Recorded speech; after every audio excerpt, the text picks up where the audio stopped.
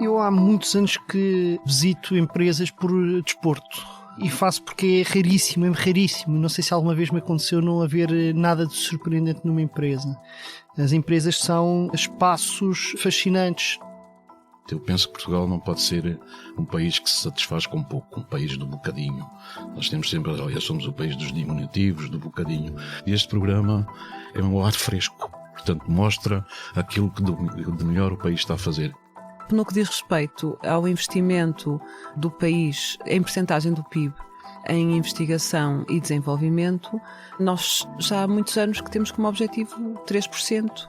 Na verdade, estamos muito longe de o alcançar, penso que estamos em 1,7%. Desses 1,7%, a percentagem, o valor que diz respeito ao investimento público tem vindo a diminuir.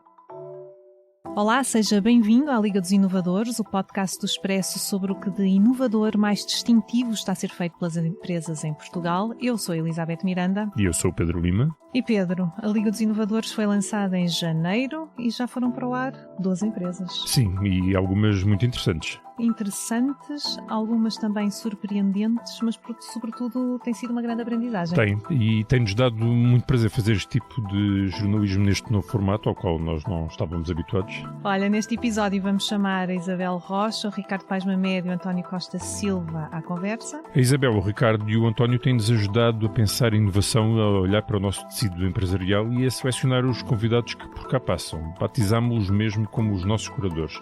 E por isso vamos tendo também com eles conversas aqui em estúdio. Esta será a segunda.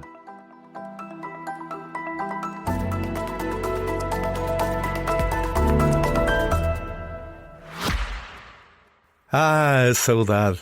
Essa palavra tão portuguesa. Pois, mas há uma palavra ainda mais nossa: desenrascar. A capacidade de inovar com a solução perfeita quando é mais necessário. É verdade, Portugal é um país de inovadores. Não estou a falar do pastel de nata com cobertura de pistácio. Sim, vocês sabem quem são. Falamos do astrolábio, da alheira, do transistor de papel, dos nossos unicórnios. Falamos de toda uma liga de inovadores que trazem a este podcast os seus projetos para o futuro do país e do mundo. Realmente, nós precisamos da inovação como de sol no verão. A inovação resolve problemas. Mas para resolver um problema, é preciso primeiro entendê-lo. É aí que entram os entendedores, como nós, na Nós Empresas. Fale connosco e seja desenrascadamente atendido e entendido por um gestor dedicado ao seu negócio. Isabel, Ricardo, António, sejam mais uma vez binvindos à Liga dos Inovadores. Passaram por cá 12 empresas até agora, Isabel, começando por si, quase todas do Norte, e vamos falar disto num outro episódio, mas para já queríamos fazer aqui um pequeno balanço do que foram estas 12 empresas, estes 12 casos de inovação que trouxemos aqui. Que comentários é que lhe surgem assim à primeira vista? Bem, acho que foi uma escolha muito diversa, porque tem inovações mais disruptivas, inovações mais incentivadas pelo mercado, num certo sentido mais contínuas face àquilo que existia nessas empresas ou que existe no mercado. A diversidade geográfica, de facto, não é muito grande, mas isso leva-me a um ponto que também me pareceu muito, muito interessante em muitas das entrevistas que foram feitas, que é, de facto, o papel do ecossistema. E quando nós falamos em ecossistema de inovação, muitas vezes falamos das incubadoras, das universidades, do capital de risco, e isso obviamente é essencial, mas às vezes esquecemos-nos daquilo que é o ecossistema da indústria tradicional. E houve várias empresas que focaram na importância quer para o desenvolvimento do seu negócio, quer para a verticalização e a criação de valor, a presença de empresas tradicionais que sabem fazer e que conseguem concretizar uma inovação e permitir a venda de um produto. E até mostrar uma escala que essa startup não tem, mas que consegue essa escala com alguém que sabe fabricar aquilo que a startup concebeu, pareceu-me muito interessante e se calhar não é por acaso que muitas das inovações que temos no país e que estiveram aqui representadas estão relacionadas com zonas onde há uma indústria forte tradicional, nomeadamente no norte litoral. Isso fez-me pensar nesse ponto que me parece fundamental também. É muito interessante, não é? Tivemos, por exemplo, a Pick Advanced que tem a HFA como fornecedor inovador. Por Exatamente. exemplo, na área da microeletrónica tivemos a Arte Novium, que diz que a indústria do Norte é riquíssima e vai buscar várias áreas, vários setores de atividade. Até falava de um bairro onde havia muito próximas as empresas umas das outras, uma zona muito concentrada, com grande concentração de talento. Sim, o tal saber fazer. Há alguma cooperação entre as empresas até? Eu penso que sim, isso, sem dúvida, que isso se vê, não é? Mas foi bastante bem ilustrado com esses dois casos, mas outros também imagino que haja algum tipo de interação, não é? Os clusters, a parte das bicicletas também, não é? Ou seja, a integração num cluster também. Ricardo, o que é que mais retiveste? Alguma coisa surpreendente? Alguma que vale a pena realçar? Eu há muitos anos que visito empresas por desporto e faço porque é raríssimo, Não sei se alguma vez me aconteceu não haver nada de surpreendente numa empresa. As empresas são espaços fascinantes. Nós temos habitualmente a ideia de que o conhecimento se produz nas universidades. As universidades produzem um tipo de conhecimento. O conhecimento produz-se em muitos lados e um dos sítios onde se produz conhecimento mais relevante para a economia é mesmo nas empresas. As empresas são coletivos de pessoas, tipicamente que em grupos estão especializadas numa área, cada uma delas está especializada dentro da especialidade. E a forma como as pessoas se interagem dentro das empresas, o tipo de dinâmica que estabelecem entre si e também a dinâmica que estabelecem com entidades fora da empresa, é aí que se gera e que se partilha o conhecimento. Muitas vezes usa-se a expressão de transferência de conhecimento. Eu não gosto da ideia de transferência, porque o que se transfere são produtos ou quando muita informação. O conhecimento está dentro da cabeça das pessoas, desenvolve-se tipicamente em interação, de forma coletiva, e as empresas são espaços coletivos de construção de conhecimento. E ainda é mais fascinante quando estão envolvidas dinâmicas de criação, de procura, de fazer coisas novas. Claro que nós estamos a olhar para uma amostra muito selecionada, mas dentro dessa amostra selecionada nós temos uma visão desta espécie de obsessão por fazer qualquer coisa diferente, por fazer qualquer coisa melhor. Houve-se em muitos destes relatos, às vezes até parece que o drive destas pessoas não é o lucro, que o drive destas pessoas é conseguir fazer uma coisa diferente, não é? Claro que estas empresas têm de ter lucro para sobreviverem, porque faz parte da sua missão, mas há quase sempre aqui algo que ultrapassa o objetivo de lucro. Tem a ver com uma vontade muito grande de fazer as coisas bem feitas. Eu acho isso fascinante. É o Miguel Mendes, eu não sei se ele nos disse isto já na gravação ou antes, mas dizia que isto inovar é pedalar, pedalar, pedalar. Às vezes não saímos do sítio, mas é pedalar, pedalar.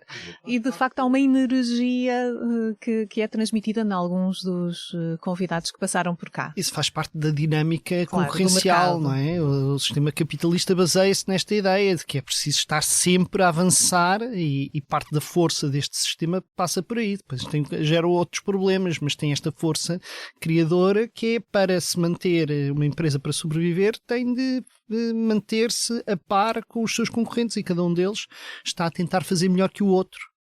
António, este entusiasmo e dinamismo que o Ricardo refere é algo que encontrou em muitas empresas que visitou enquanto ministro e que algumas que continua a visitar ainda, não é? Sim, eu partilho inteiramente a ideia que o Ricardo formulou aqui, que as empresas são realmente espaços fascinantes de criação de conhecimento, tecnologia, sobretudo aquelas que têm grandes líderes e líderes sempre postos, com os olhos postos no futuro. E eu penso que o programa está a demonstrar isso, esse entusiasmo e esse dinamismo. Acho que foi excelente começarem pela Neuraspace, que é uma empresa, digamos, do universo das empresas do Nuno Sebastião. Nuno Sebastião criou a Fidzai, um dos nossos unicórnios, e é extremamente importante porque grande parte das transações financeiras mundiais, cerca de 30%, segundo os últimos números que vi, passam pelas plataformas dele. E ele está muito preocupado também porque os satélites são fulcrais para as operações financeiras. Então desenvolveu este conceito da Neurospace, que é desenvolver a inteligência artificial e o algoritmo para gerir e otimizar a trajetória dos satélites. Nós temos 10.000 satélites, vamos ter 100.000 no espaço, cada colisão é uma perda, mas é também uma perda para o GPS, para o sistema de posicionamento mundial e para o funcionamento da economia. E eu acho que isto mostra, como disse a Isabel, é uma área disruptiva, é um novo segmento de mercado. Eu acho que eles estão extremamente bem posicionados, mas depois, também como a Isabel referiu, nós temos aqui as indústrias tradicionais. As indústrias tradicionais estão-se a renovar. A Sampaio é extraordinário, fazer camisolas com fibras de ananás e fibras de bananas e desenvolver agora a última geração de roupas que eles querem fazer, roupas com nada, aqueles desperdícios de comida, com bactérias. Aliás, eles já tinham aquele sistema, o poliéster bioreactive, que desenvolveram uma tecnologia que inibe o desenvolvimento das bactérias que criam um mau cheiro. E, portanto, é uma nova geração de roupas, é uma nova geração de ideias. E depois também achei muito importante a Caetano Bus, que é uma das grandes empresas que nós temos, tem um segmento dos autocarros dos aeroportos para hidrogênio, a maior empresa do mundo nessa área. Mas é curioso quando eles dizem que puseram os engenheiros muito jovens, foram falar com os gurus japoneses e convencer. E esta ambição que o programa transmite. Eu penso que Portugal não pode ser um país que se satisfaz com pouco, um país do bocadinho. Nós temos sempre, aliás, somos o país dos diminutivos, do bocadinho. E o que é que nós temos aqui? Temos, por exemplo, a empresa extraordinária, a Sound Particles, não é? O Nuno Fonseca diz, nós fomos diretamente falar com os estúdios em Hollywood, dos maiores estúdios do mundo. Repara, uma empresa que está em Leiria, e ele diz que quer continuar a sediar a empresa em Leiria, mas tem esta ambição. E chega lá e depois diz, os americanos não são snobs, ouvem quem tem, e o som dos grandes filmes, do Dune, da Guerra das Estrelas, está lá. Como está o do Jorge Castro também, na engenharia do som. Eu acho que é uma área extraordinária que o país está a desenvolver, e portanto tem um potencial muito grande aí. Estas empresas são dois exemplos, mas nós temos uma no Algarve, a propósito da diversidade geográfica, que também trabalha com som, que também é espetacular, e que eu penso também poderiam visitar, porque é uma área que está a desenvolver. Mas depois é os conceitos, quando a gente vê os hackers éticos, portanto, isto é um conceito revolucionário, não é? Depois eles explicam, nós atacamos a nós próprios, identificamos as vulnerabilidades das empresas e criamos as defesas. E, portanto, eu acho que há aqui uma sinalização muito importante de tudo o que está a passar nesta área, nestas várias áreas, sem esquecer outra indústria tradicional, que é a base do setor primário do país, que é a agricultura. Nós temos aí na agricultura as duas empresas que estiveram aqui, a Sograp, penso que tem uma das grandes frases destes primeiros tempos, quando ele diz que nós tínhamos uma agricultura contra a natureza, estamos a passar para uma agricultura com a natureza, e portanto é claramente a agricultura regenerativa, todo este desenvolvimento que é fundamental. E depois temos a Necton, que tem as biotecnologias das algas, que é uma área de futuro e que é fulcral. E portanto eu acho que desse ponto de vista o programa está a demonstrar as coisas que o país faz bem. É uma luta contra o negativismo nacional. Nós somos um país em que as boas notícias muitas vezes não são notícias, estamos muito focados, sobretudo na agenda mediática, com o que corre mal, e os casos, e os casinhos, e as corrupções, e este programa é um ar fresco. Portanto, mostra aquilo que de melhor o país está a fazer. Eu sou das pessoas que defendem que o país não pode avançar, não pode transformar a sua economia se não começar por reconhecer as coisas que faz bem e disseminar essas práticas e lições por todo o tecido produtivo. E é isso que o programa está a fazer, e muitos parabéns aos dois por este sucesso. Obrigado.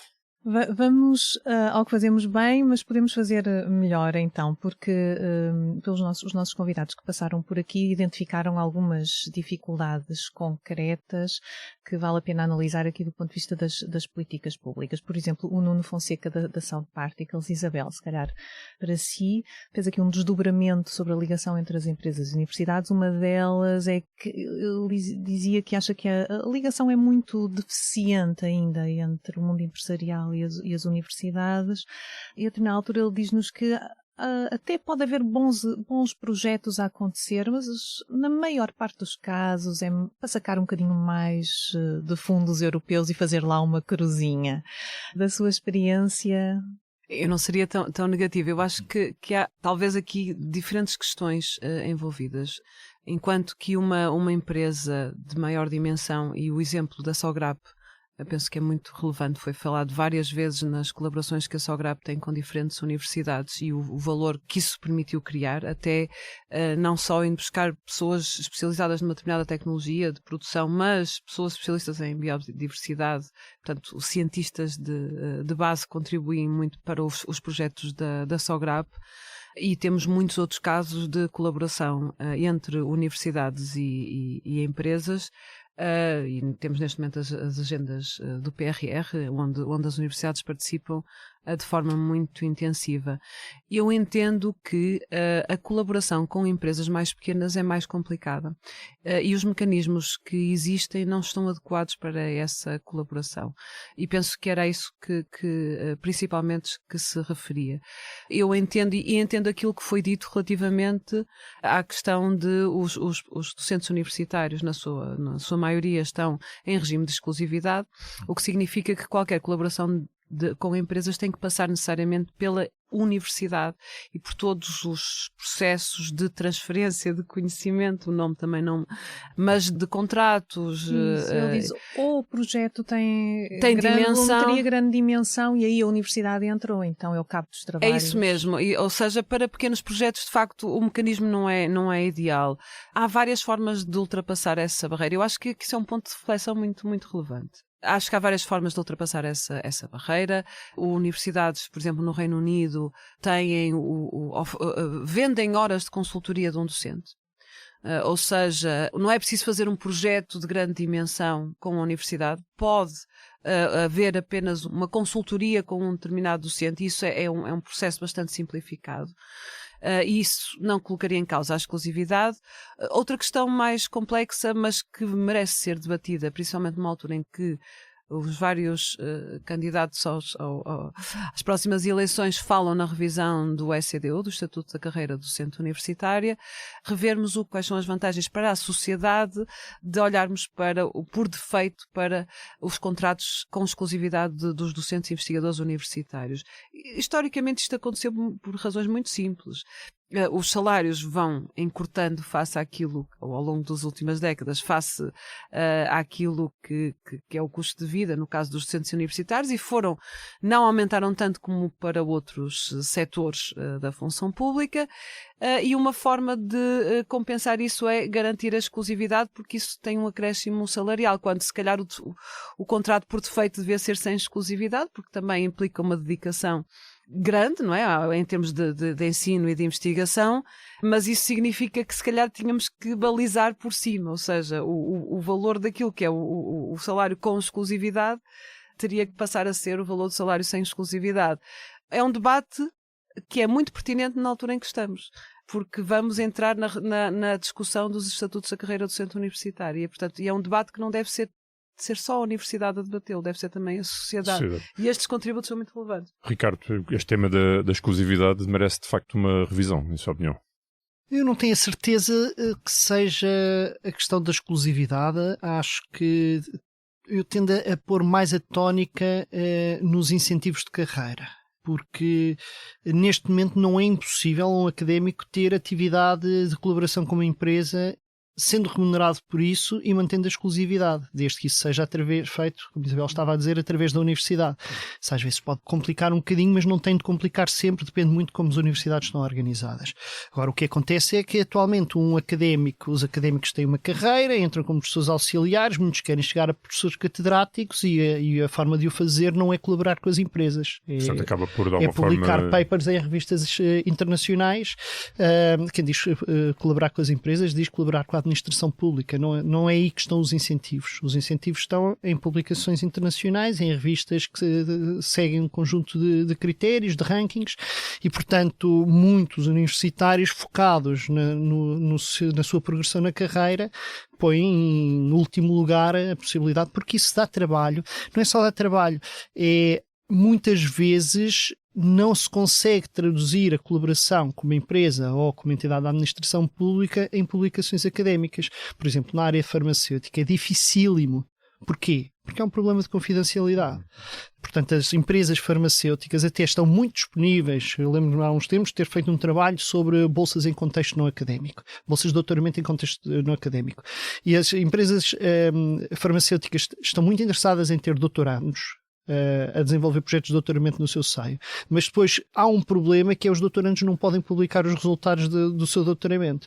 Há soluções que às vezes se encontram com isso, que é manter sob segredo a tese de doutoramento durante uns anos, que não é uma coisa muito atrativa para quem precisa de publicar e desenvolver uma carreira. Portanto, agora, também acho que vale a pena nós moderarmos um bocadinho a nossa angústia sobre a colaboração universidade-empresa, porque nós já não estamos no século XX em Portugal, nós não estamos sequer no início do século XXI. Quando fazemos uma análise, há indicadores sobre níveis de intensidade de relações universidade-empresa, nomeadamente o Innovation Union Scoreboard faz um inquérito às empresas, um inquérito comunitário à inovação, faz uma questão às empresas sobre isto, e Portugal aparece sempre com baixíssimos níveis de colaboração. Mas, quando nós controlamos por dois fatores, o padrão de especialização das economias, 2, a dimensão das empresas, Portugal não está assim tão mal. O que é que isto significa? É que os padrões de colaboração entre universidades e empresas em Portugal são muito reflexo do nosso padrão de especialização, por um lado, e de facto termos um tecido empresarial de pequena dimensão. Isabel dizia isso há pouco. Porquê é que a Só Grapa aparece como uma empresa que tem muita colaboração com universidades, enquanto outras empresas que foram entrevistadas neste podcast não têm?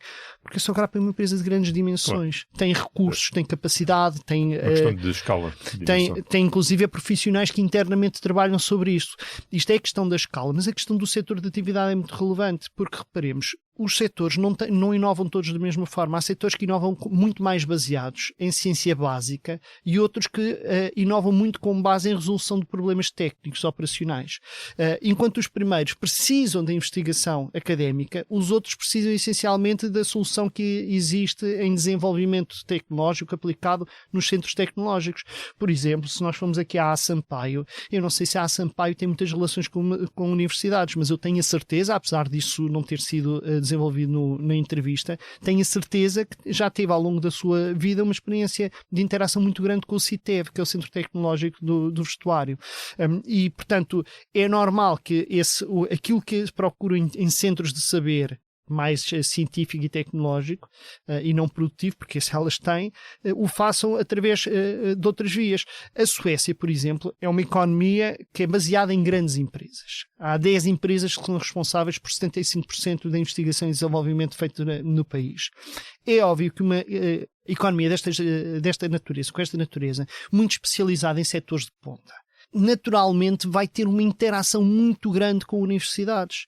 Em Portugal nós não a podemos ter. Claro que a certa altura isto é uma pescadinha de rabo na boca, porque nós precisávamos ter mais inovação para termos mais escala e precisávamos ter mais escala para ter mais inovação de forma formalizada. O António há bocado referia a figura dos líderes, o papel dos líderes. Os líderes são fundamentais numa organização. Muitas empresas, a partir de certa altura, já começam a depender menos dos líderes. Existe até na literatura económica uma comparação entre o Schumpeter do livro de 1911 e o Schumpeter de 1942, que é o primeiro Schumpeter fala do papel do empreendedor transformador, e o Schumpeter de 1942 fala na grande empresa com investigação e desenvolvimento profissionalizada, em que já não precisa do papel liderante porque já rutinizou o processo de inovação. Inovar é uma rotina que é quase um contrassenso, mas a rotina é estar sempre a fazer diferente. E, de facto, nós precisávamos de depender menos de inovadores. Eles são tão heroicos hoje em Portugal, ainda bem que são, porque temos uma estrutura produtiva que continua a depender muito desses pequenos, que são grandes inovadores. Vamos sempre à escala, não é? Vamos sempre aqui... A escala é sempre uma questão incontornável. Vamos sempre à escala, mas também nas conversas batemos também na questão do funcionamento das instituições públicas. António Costa Silva, que é um tema que lhe é caro, no seu livro também fala sobre isso, sobre a burocracia, as areias na engrenagem. Uma das ideias que nós retivemos nas nossas conversas, com mais que um dos convidados, é de que em alguns setores é mais fácil produzir lá fora, produzir na China e importar, do que produzir em Portugal, porque temos muitos regulamentos internos que depois não são colocados nas importações, ou pelo menos não são fiscalizados.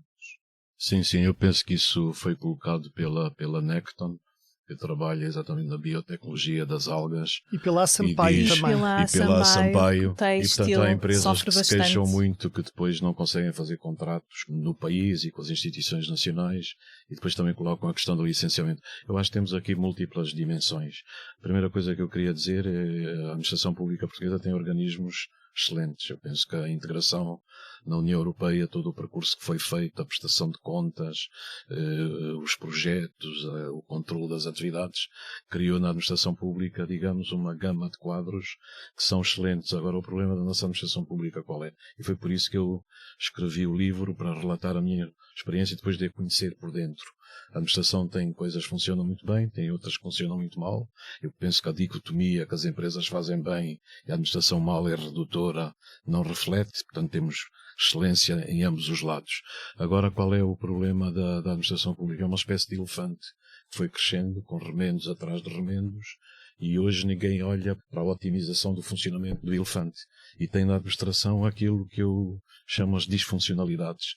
Tem órgãos que têm quase as mesmas responsabilidades, duplicação de funções, portanto atrapalham-se um ao outro, tem muitas descoordenações entre os sistemas, tem esta duplicação e redundância que é um desperdício de energia e do foco das pessoas.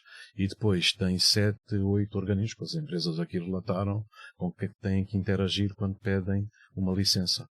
E o que é que se passa? A administração, até porque está sob grande escrutínio, também se resguarda. E cada organismo, o que é que faz? Faz pareceres.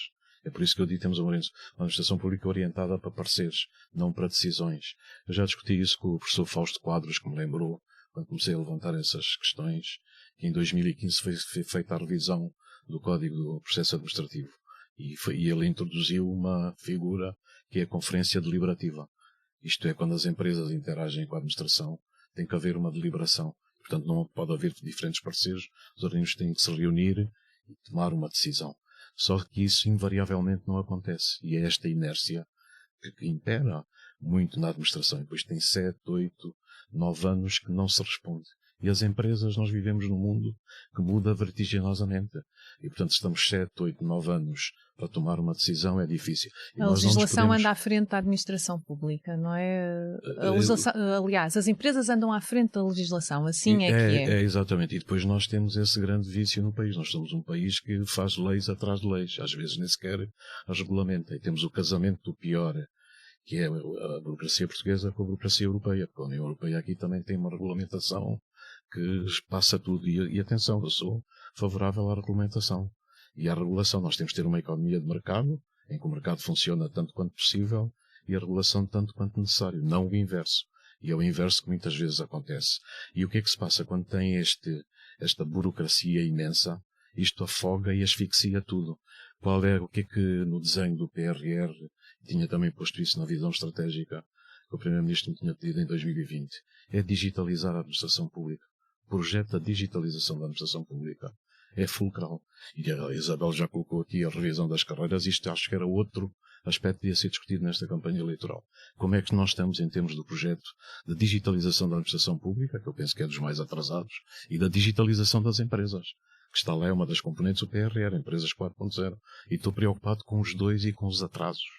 E a digitalização, o que é que significa? Significa identificar todos os processos, digitalizar os processos, todas as interfaces, ver as responsabilidades, termos uma administração muito mais ágil e mudar completamente a sua lógica de funcionamento. Ter uma lógica de cliente, não é? Estão a serviço dos clientes, que são os cidadãos, e as empresas, uma lógica de proximidade, em que tem que haver aferição daquilo que se está a fazer e correção do que está a funcionar pior, uma lógica de desburocratização, portanto, dos regulamentos, dos procedimentos, e atenção, uma lógica também de gestão, de boa gestão. Nós temos métodos de gestão, não é que a administração tenha métodos maus de gestão e as empresas é que têm os métodos bons, mas é ver quais são os bons métodos de gestão e temos na administração também a recompensa pelo mérito, pelos resultados, pelo desempenho. E nós temos aqui, digamos, um elefante que está adormecido, que vai funcionando lentamente, em que estas redundâncias, digamos, asfixiam a capacidade de ação de cada um dos lados, e isto pode ser letal, digamos, para o futuro. Se nós tivermos uma administração ágil, a economia também não vai mudar. Faz falta um Ministério do Planeamento. Sim. O planeamento é das questões ideológicas que na sequência do 25 de Abril aboliu-se o planeamento, mas o planeamento é fulcral. Como os ingleses dizem, failing to plan is planning to fail. E, portanto, nós estamos sempre a planear o falhanço. Queria, se me permitirem, na sequência do que foi discutido anteriormente, levantar uma questão sobre o Nuno Fonseca. Porque o Nuno Fonseca, das discussões que tive com ele, e é uma coisa que me preocupa. Nós temos aqui uma pessoa extraordinária, inovadora, e a Sound Particles é a demonstração disso. E quando estava a falar com ele, apercebi-me da angústia impressionante que ele teve quando estava a criar a sua empresa. E atenção, ele agora está à beira de uma inovação extraordinária. Porque há 100 teses de doutoramento que já foram feitas no mundo sobre tecnologia 3D nos headphones e ninguém descobriu a solução. E se ele descobrir, atenção, registrar a patente logo. Também temos que discutir e não esperar 10 anos ou 15, como outros fazem. Isso é fulcral. Agora, a angústia dele, quando estava a criar uma empresa, sabia que aquilo podia ter um valor imenso, mas era simultaneamente professor do Instituto Politécnico de Leiria, onde tinha a sua carreira e, portanto, assegurada. Tinha a sua família, os filhos, e este homem, com uma angústia imensa, teve que tomar a decisão. Eu tenho que me desligar disto, que é certo, tenho aqui a minha carreira assegurada, e fundar uma empresa que é o desconhecido. E ele, felizmente, tomou esta decisão, e nós temos uma empresa extraordinária. Mas há muitos outros inovadores que depois, quando chega à altura certa, não conseguem dar esse passo. E o país não tem, hoje, digamos, instrumentos para auxiliar estas pessoas. Isto também me angustia muito, é por isso que eu tinha, a certa altura, proposto a criação, nós íamos ter uma espécie de fundo soberano do país para investir também nas startups, nas empresas, em todos estes desenvolvimentos, e nós não temos instrumentos desse tipo. Eu acho que o país, com a capacidade de inovação que tem que olhar para isso. António, já que falou aí do tema das patentes, quer esclarecer o tema da Via Verde, porque foram colocadas questões relativamente a declarações que fez no último episódio em que estivemos, em que referiu que a Via Verde foi um desperdício, digamos assim, a Via Verde não ter patenteado a sua tecnologia. Sim, a primeira coisa que eu queria dizer, não tem aqui nada em relação à equipa extraordinária da Universidade de Aveiro que inventou a Via Verde e da Brisa, são instituições extraordinárias que temos no país. O que eu chamei a atenção é o seguinte: a propriedade intelectual, o capital intangível, é fulcral em tudo isso. E o mundo, nós temos que perceber o mundo em que vivemos. Eu não posso inventar uma grande tecnologia e registar a patente daqui a 10 anos ou a 15, não vale nada. A questão fulcral é, na altura em que estamos a inventar a tecnologia, ter essa percepção.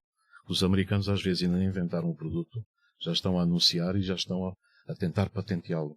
E isto é fulcral. E se for ver o Instituto Nacional de Propriedade Intelectual sobre a Via Verde, eu tive a oportunidade, quando estava no governo, de ver isso, o que tinha acontecido. Eles dizem que portanto, a Via Verde foi inventada em 1991 e nos anos 90, até ao fim dos anos 90, não tem nenhum pedido de registro de patente. E, portanto, o que vem a seguir nem sequer me interessa, sabe? Porque o Pedro compreende muito bem. Se inventarmos aqui uma coisa extraordinária, é por isso que eu falei da invenção do Nuno Fonseca, oxalá que ele consiga, e registar a patente na hora. Não esperem 10 anos, porque senão não vale a pena, toda a gente já imitou. E, portanto, isso é absolutamente fulcral.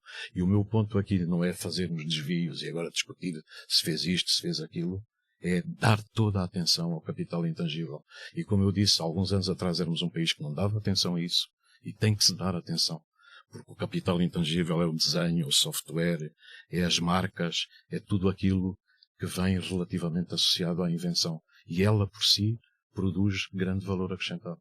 Isabel, estes temas que estamos aqui a falar, competitividade, inovação, está relativamente arredado da campanha eleitoral, não é? Já levamos algumas semanas de debate e praticamente ouvimos falar em redução do IRC, sim ou não, e pouco mais. O que é que falta no debate político e público sobre estes temas? Eu penso que falta dar importância ao tema que ele tem para o nosso futuro. Isso parte certamente dos candidatos, dos políticos, mas também de todos nós, dos jornalistas, da sociedade, em colocarmos no topo da agenda estas questões, juntamente com outras, certamente não, mas parece-me fundamental isso. Quando vemos os programas, não será bem assim, não é? há um desequilíbrio em alguns programas. A parte da ciência e da inovação tem um peso até bastante significativo, noutros nem tanto, mas há um desequilíbrio entre aquilo que está escrito e aquilo que depois nos debates, nas entrevistas, nos discursos aparece relativamente à inovação, à investigação e ao desenvolvimento. Isso acaba por ser depois um problema, porque, por exemplo, no que diz respeito ao investimento do país em percentagem do PIB em investigação e desenvolvimento, nós já há muitos anos que temos como objetivo 3%. Na verdade, estamos muito longe de o alcançar. Penso que estamos em 1,7. Ricardo tem os números certamente melhor que eu, mas penso que estamos em 1,7. Não estamos a progredir. E desses 1,7, a percentagem, o valor que diz respeito ao investimento público tem vindo a diminuir. E isto é um ponto que me parece fundamental, ou pelo menos está estagnado, dependendo dos anos para onde se olha. Parece-me fundamental que discutamos isto, porque países pequenos como Portugal, que fizeram um caminho de média tecnologia para alta tecnologia ou do médio desenvolvimento para o alto desenvolvimento, têm um percurso que não é este. Tem um percurso de investimento muito significativo do PIB em investigação, desenvolvimento e inovação. Portanto, aqui estamos com as três, não é? Investigação não aplicada, desenvolvimento e depois a inovação, que já pode ser na empresa ou pode ser entre a universidade e a empresa, aquilo que falamos. E, portanto, eu acho que este ponto é fundamental. Para além de que parece-me fundamental como é que isto depois se faz, mas não tendo uma meta dessas, e quando olhamos para países como a Bélgica, como a Coreia, como outros países de dimensão semelhante e em diferentes geografias, vemos que a aposta foi diferente. E aqui era importante que os partidos que mais diretamente concorrem para o governo que pudéssemos falar todos sobre isto, não é? Portanto, mas Isabel, acha que é uma questão de falta de recursos, de investimento público ou também falta de massa crítica? Porque lembro-me sempre quando se discutiu o PRR no início, havia alguns comentários, alguns receios de que estava a entrar muito dinheiro muito rapidamente numa economia que não tinha capacidade de o absorver.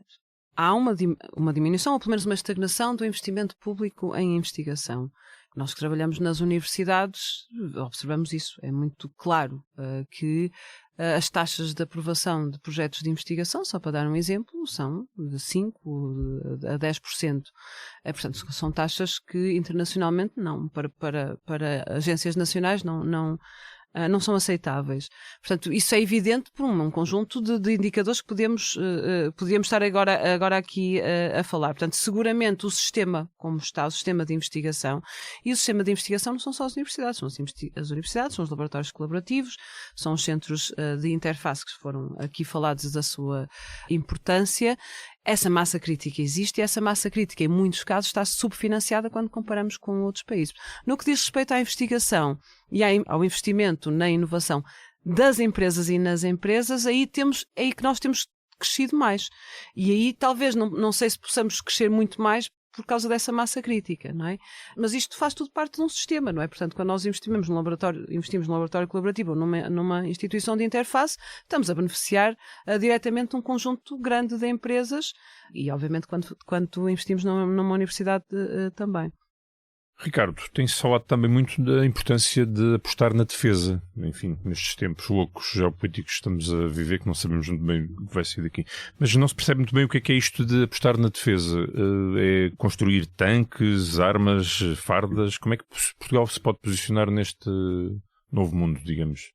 Eu sou bastante cético no que respeita ao efeito da despesa em defesa no desenvolvimento tecnológico, no caso português em particular. Nós sabemos que nos Estados Unidos o investimento em defesa foi ao longo de décadas, desde o início da Segunda Guerra Mundial, um fator crucial de desenvolvimento tecnológico. Os Estados Unidos não seriam a potência tecnológica que hoje existe sem a despesa que existiu na defesa. Na verdade, não é só uma questão de despesa, tem a ver com aspectos organizacionais, a forma como os Estados Unidos se organizam, em que têm vários agentes públicos, não apenas no Departamento de Defesa, mas também no Departamento de Saúde, no Departamento de Agricultura, que têm um conjunto de atividades que puxam pelo desenvolvimento tecnológico, muitas vezes com fins de defesa, não é?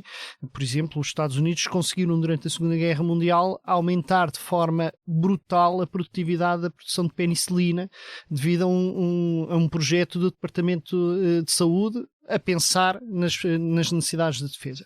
Há uma expectativa que na Europa isso possa acontecer, que se a Europa gastar mais em defesa, na verdade mais ainda em indústria militar, que possa arrastar atrás de si a indústria, as dinâmicas de inovação. E eu acho que verdadeiramente há espaço para isso. Porquê? Porque muitos equipamentos militares são extremamente sofisticados do ponto de vista tecnológico.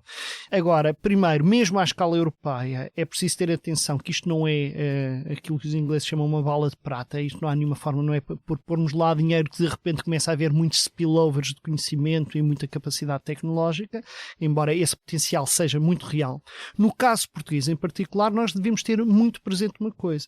Portugal, durante a guerra colonial, teve uma série de produção de sistemas de armamento, e também não só sistemas de armamento, sistemas de telecomunicações, de fardamento, etc., mas já o deixou de ter há muitas décadas. Portugal não produz tanques de guerra ou carros de combate, não produz munições, não produz armas, não produz sequer, não produz radares, e portanto há algumas áreas da despesa militar que têm um efeito de arrastamento sobre a economia e sobre a tecnologia em Portugal.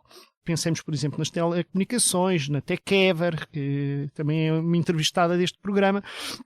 São algumas atividades onde a Critical Software, que também já foi entrevistada, que também é uma empresa envolvida em algumas atividades ligadas à indústria da defesa, mas se virmos isto em termos agregados, isto são migalhas. Portanto, nós não podemos esperar que um aumento de 1 ou 2 pontos percentuais do PIB à escala europeia tenha um impacto semelhante em Portugal. Precisamente porque os grandes produtores de sistemas de armamento existem noutros lados da Europa e não é aqui. Portugal não produz porta-aviões, Portugal não produz aviões de combate, Portugal não produz grandes veículos móveis e, portanto, devemos ter em consideração baixar um bocadinho as expectativas em relação a isso. Depois depende muito das despesas. Nós temos uma lei de programação militar que permite, que está em curso, que tem despesas que estão a ser feitas, algumas delas que têm um efeito relevante. Por exemplo,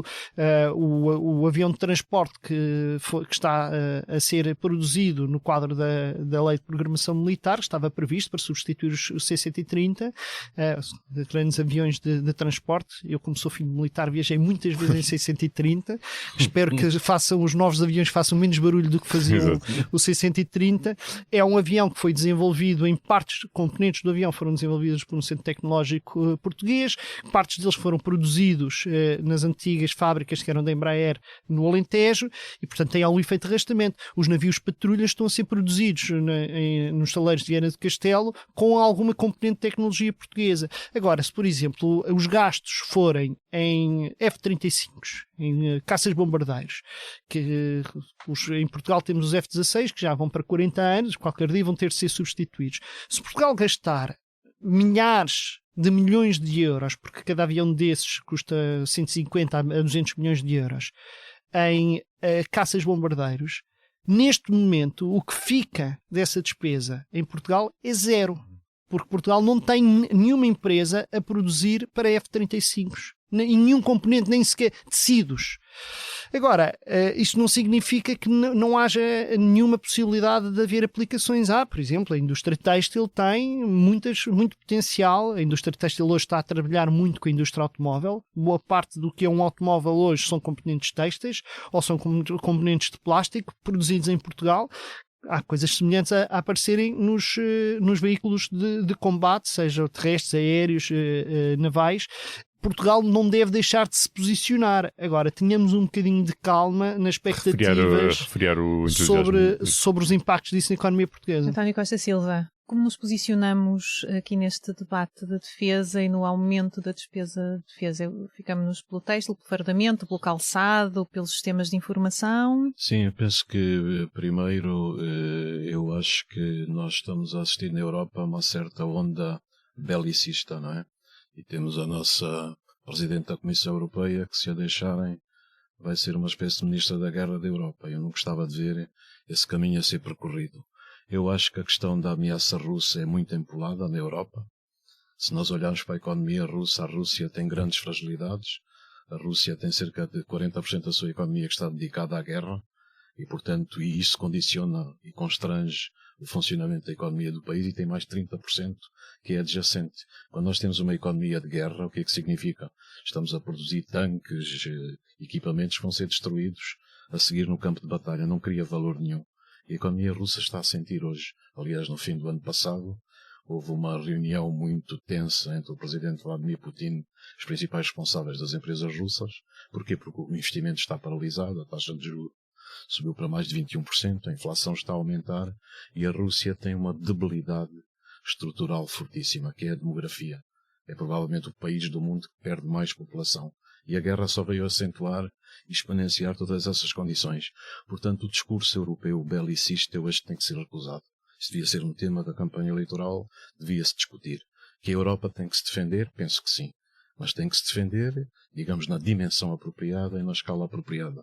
Entrarmos aqui numa onda belicista e converter a economia europeia numa economia de guerra é um erro estratégico crucial.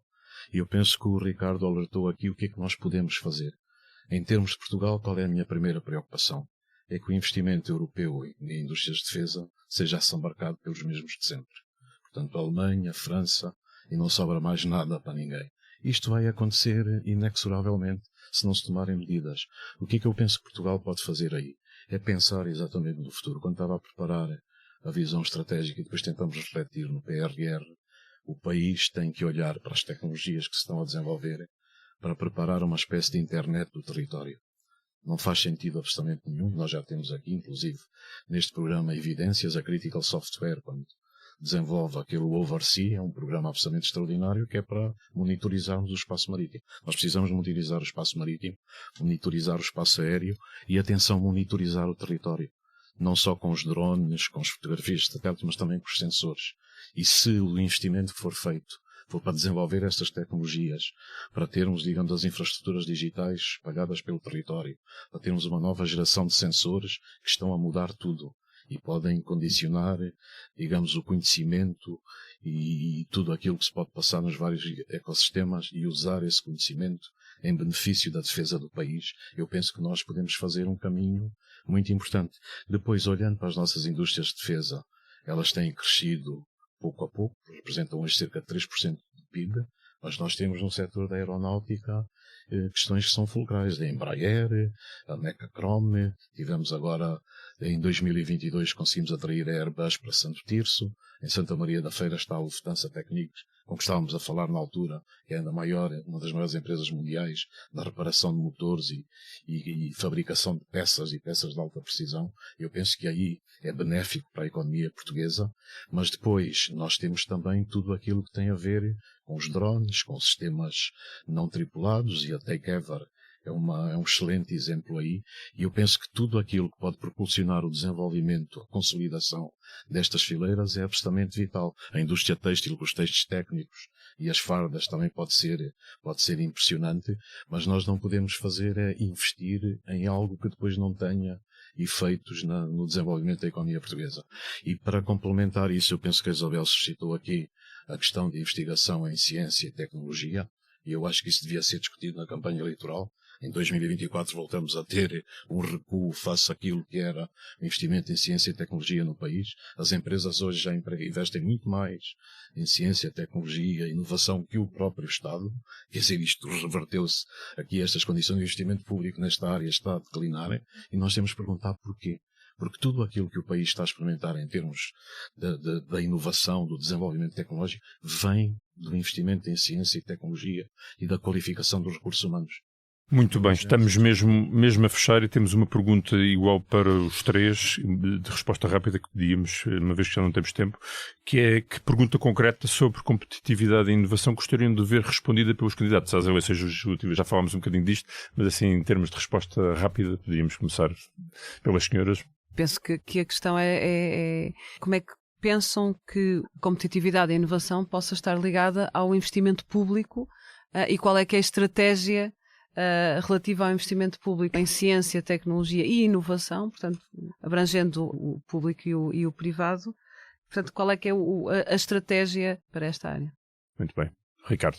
É relativamente simples de fazer, difícil de responder, que é como é que pensam ter eficácia nas políticas se não se estabelecerem prioridades? A minha sugestão é um dos problemas que condiciona muito a competitividade da economia portuguesa, que já discutimos aqui, que é a escala. E, portanto, quais são os projetos e as políticas públicas para aumentar a escala na economia portuguesa, nomeadamente ao nível das PMEs, com incentivos para as fusões, para as aquisições e para o apoio às PMEs, porque elas sozinhas não conseguem competir num mundo que é extremamente difícil e vertiginoso.